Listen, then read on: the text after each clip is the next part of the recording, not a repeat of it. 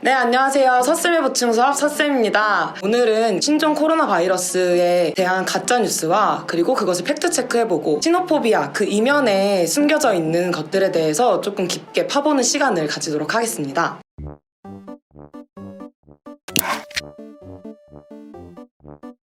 신종 코로나 바이러스는 박쥐가 그 원인인가요? 네, 아직 밝혀진 바가 없습니다. 신종 코로나 바이러스가 돌고 나서 2020년도잖아요, 지금. 2016년도에 박쥐를 먹는 영상이 다시금 화제가 됐는데요. 심지어 이건 지역이 중국 우한도 아니고 팔라우라는 다른 지역이거든요. 그런데 이 영상이 화제가 되면서 중국인이 너무 미개한 거 아니냐, 박쥐를 왜 먹냐, 중국인의 이 식문화에 대한 굉장히 원초적인 비난들이 쏟아졌어요. 그런데 사실 이 바이러스의 원인이 중국인이 아님에도 불구하고 중국인의 비위생적인 사람들, 그리고 저질스러운 사람들, 제대로 된 문화를 가지지 못한 사람들로 매도하는 식으로 지금 혐오가 계속해서 조장되고 있습니다. 우한 간호사 영상 진짜인가요? 우한 간호사가 입고 있는 의료복도 실제 그 지역에서 입는 복장이 아니라고 하고요. 그리고 실제로 그 영상에 나오는 주인공이 나와서 내가 간호사다 혹은 의사다라고 밝힌 적도 없다고 합니다. 그러니까 그게 어떻게 어떤 경로를 통해서 나오고 유포되고 어떤 경로를 통해서 이것이 퍼졌는지도 알 수 없는데, 사실 그 영상 자체에 나오는 주인공의 신원도 제대로 확인되지 않는 영상이라는 거죠. 그렇기 때문에 이 뉴스가 가짜 뉴스라고 할 수 있겠습니다.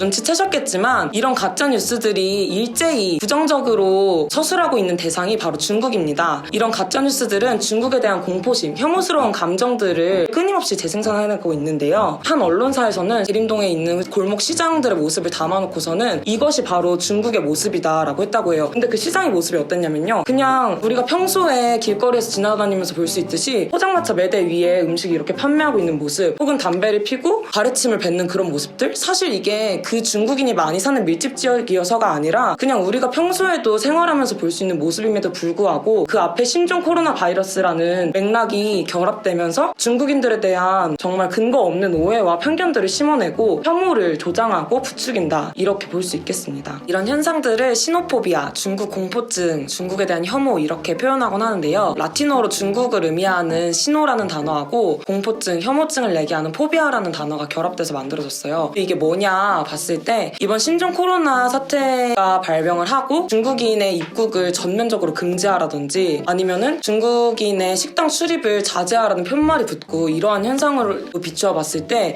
이게 바로 시노포비아, 중국에 대한 공포, 혐오증이다, 이런 걸 좀 가시화해서 볼 수 있을 것 같습니다. 사실 근데 이게 이번 신종 코로나 바이러스 때문에 생긴 개념은 아니라 역사적으로 비추어 봤을 때에도 지금까지 존재해왔던 개념이라고 볼 수 있습니다.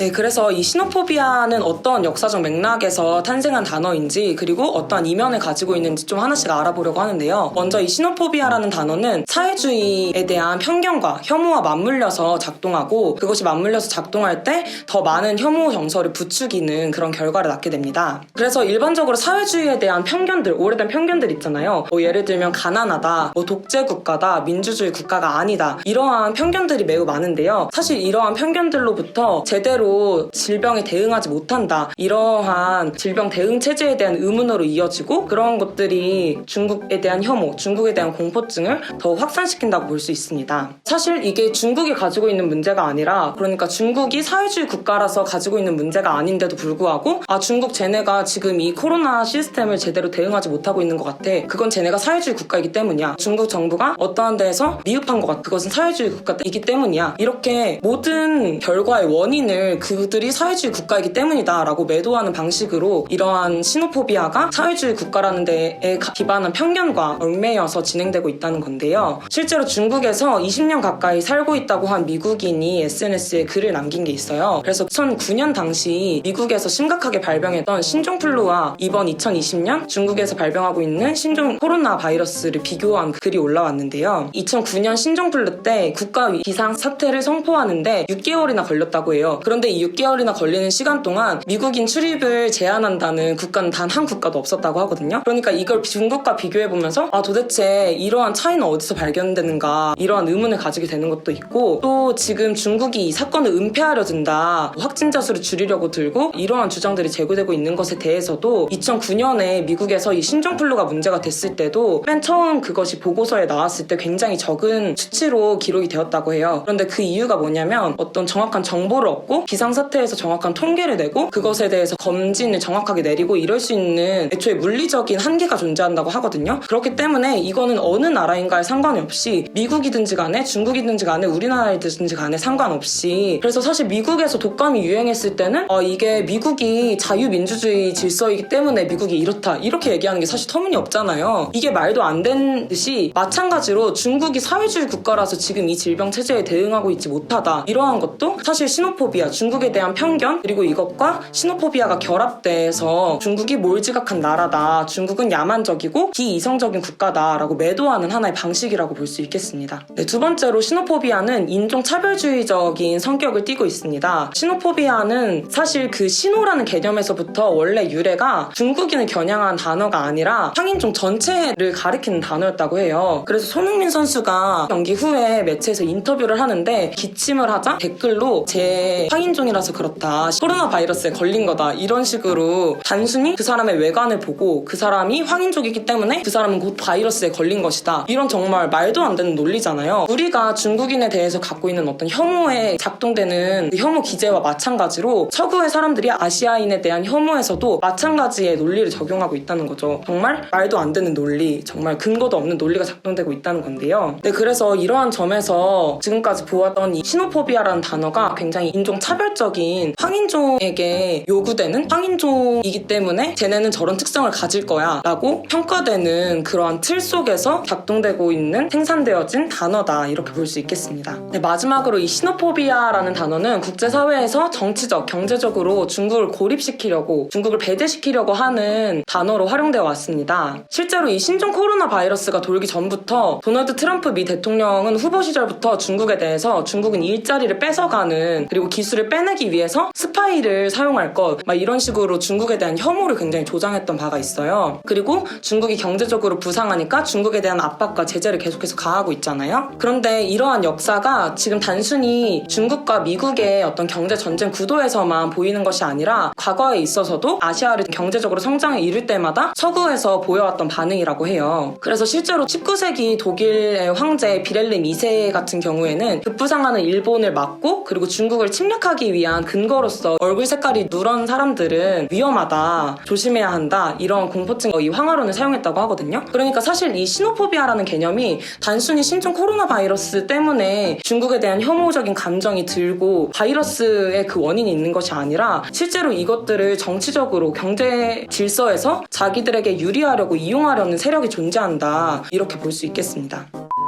이러한 시노포비아라는 단어는 국제 정치적으로도 이런 식으로 사용되고 있고 이러한 역사적 맥락을 가지고 있지만 한국에서 이것이 사용되기도 하는데요. 사실 이번 사례만 봐도 그렇습니다. 중국인 입국 금지 청원이 60만 명을 넘는다든지, 아니면 중국에 대한 마스크를 의료 지원적인 차원에서 준다는 걸 다 막아야 된다고 주장한다든지, 이러한 주장들이 들리고 있는데요. 사실 생각해보면 중국이 현재 그런 상황에 있고 이 바이러스에 대한 어떤 국제적인 대처를 해야 되는 상황 에서 중국한테 지원을 하지 못할 이유가 없거든요. 우리나라의 지금 국제적인 지위도 그렇고 중국에게 전혀 국제적인 지원을 하지 않을 이유가 없어요. 사실 바이러스를 막아야 되는 거지 사람을 막아서 될 문제가 아닌데 말이죠. 또 우한 폐렴이라는 명칭을 굳이 사용해야겠다고 또 고집을 부리기도 합니다. 사실 2015년도에 그 메르스 사태가 다시 대두되면서 질병 앞에 지역과 관련된 단어를 붙이는 게 그 지역에 사는 사람들에 대한 혐오나 아니면 편견을 조장할 수 있다고 해서 WHO에서 2015년도부터 금지했던 거거든요. 근데 이거를 문재인 정부 왜 중국 눈치 보냐, 이런 식으로 프레임을 씌워서 가져가더라고요. 사실 이거는 어느 나라에서 발생하든 다 똑같이 적용되어야 되는 거잖아요. 그런데 이거에다가 중국이라서 편봐주는 거 아니냐, 중국이라서 우한 폐렴이라고 부르면 안 된다고 주장하는 것이 아니냐, 이렇게 주장함으로써 당연히 해야 될 일을 중국이라는 프레임을 씌워서 보고 있다, 이렇게 말할 수 있겠습니다.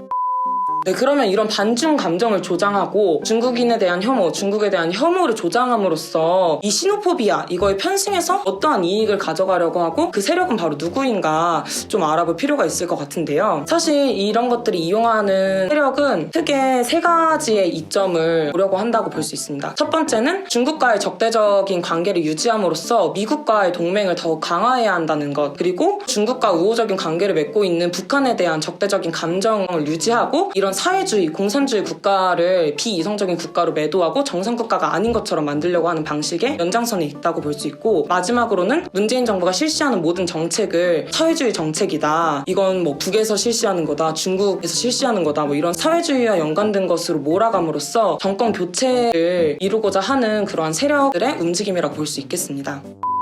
이러한 시노포비아가 기승을 하고 있고, 이 시노포비아에 편승해서 다양한 세력들이 혐오를 조장하는 이러한 상황 속에서 과연 우리는 어떻게 해야 될 것인가 좀 잘 생각을 해볼 필요가 있겠는데요. 이러한 맥락 속에서 이 시노포비아가 이렇게 기승하고 이거에 편승하는 세력들이 이런 식으로 프레임을 잡고 이용할 수 있었던 건 이미 우리 안에도 사회주의, 공산주의, 중국에 대한 어떤 편견과 오해가 자리 잡고 있었다는 반증이기도 하고, 또 사실 서양에서 이것을 인종차별적인 논리와 엮어서 사용하는 그 프레임을 우리가 그대로 가져다가 우리 아시아인 내에서도 그 혐오의 논리를 가져다 쓰고 있었다는 말이기도 하거든요. 사실 굉장히 자존심이 상하는 일인 거죠. 그러니까 이 시노포비아를 조장해서 누가 이익을 얻고 있고, 거기에서 또 우리는 어떻게 인종으로 묶여서 어떠한 피해를 받고 있는지를 잘 생각하면서 이 사태를 어떻게 대응해 나가고 우리는 어떤 태도를 가지고 이 사태를 해결해 나갈 것인지 잘 고민해 볼 필요가 있겠습니다. 그래서 사실 우리는 중국인이 아닙니다, 난 중국인이 아니에요, 이렇게 말하는 건 사실 두 가지 혐오를 그대로 답습하는 거거든요. 그래서 여기에서 사실 보여줘야 되는 건 나는 중국인이 아닙니다, 이런 식으로의 대응이 아니라 인종차별주의와 뭐 패권주의 그리고 혐오와 편견의 논리에 맞서서 이것을 조장하고 그리고 이것을 이용하려는 세력에 대한 단호한 대응을 우리가 보여줘야 할 때라고 생각하고요. 이러한 맥락에서 아산과 진천 시민들께서 보여주셨던 연대와 그런 사랑의 용기를 잘 기억하면서 오늘 서쌤의 보충서 신종 코로나 바이러스에 대한 가짜 뉴스와 그리고 시노포비아에 대한 그 이면을 알아보는 이 시간을 마무리하도록 하겠습니다. 네, 그럼 다음 이 시간에 또 만나겠습니다. 안녕.